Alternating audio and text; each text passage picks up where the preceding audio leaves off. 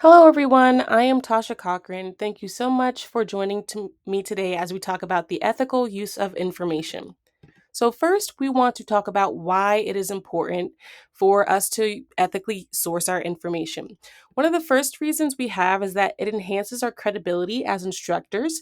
We're able to build trust between our audience and ourselves, and our audience, of course, being our peers or even our students. Second, we have legal obligations to disclose where we get our information, and morally, it's respectful for us to cite where we got our resources. Another reason is the educational impact that it has on students. When we model citing our resources, it increases the chances of them correctly citing their resources as well. Fourthly, there are often professional standards in any place of business. There will be standards as to how and what type of citations to use when you source your information. Fifth, we have to combat the spread of misinformation and disinformation, which is incredibly important in our educational world. And one of the last reasons we have is to maintain our academic integrity. Now, there's three things that we are going to be discussing today. The first is fair use. What is it? And how do we know when something is fair use? Second is citing, how to properly cite and why we cite. And lastly is plagiarism and the common types of it.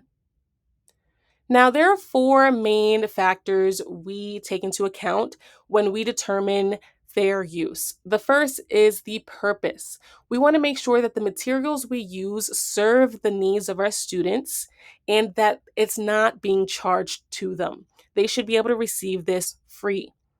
Second is the nature of the work. We want to make sure that what we grab from the internet or what we grab from text is relevant to our objective, and we always want to be sure that we do not distribute copies of consumable materials such as test items. The third is the amount that we use. We want to avoid very lengthy excerpts from books, short stories, poetries, images, and more.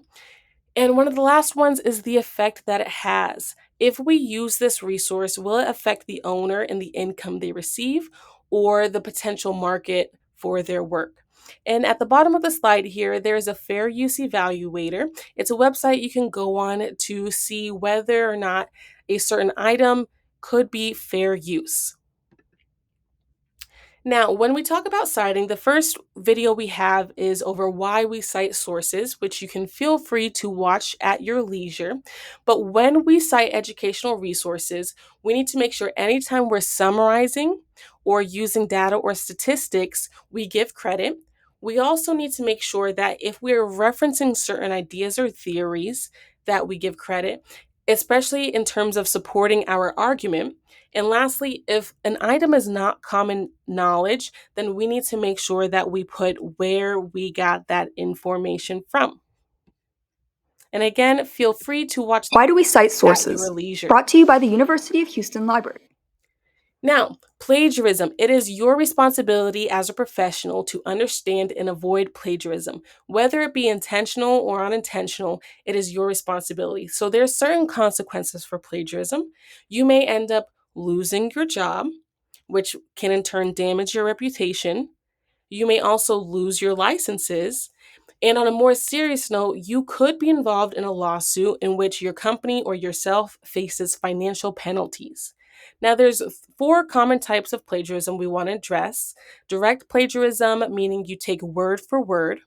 Self plagiarism, meaning that you use a certain resource for one item for another item, such as for double classes. Mosaic plagiarism, which is when we piece together our words and their words.